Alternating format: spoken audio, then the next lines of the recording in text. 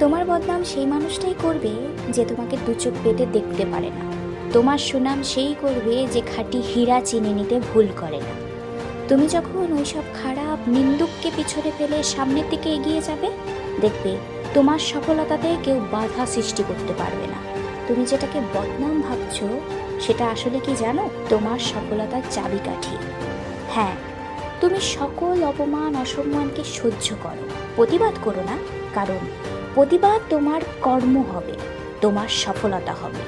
তুমি পুড়ে রাখ হয়ে যাও, নিজেকে ভেঙে চুরমার করে দাও, কারণ পরবর্তীতে যখন তুমি গড়ে উঠবে তোমার সম্মানই আলাদা হবে।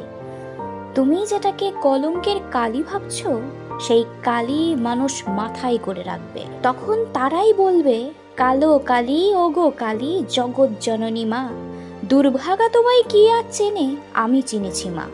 বুঝেছো আমার কথার ভাষাটা?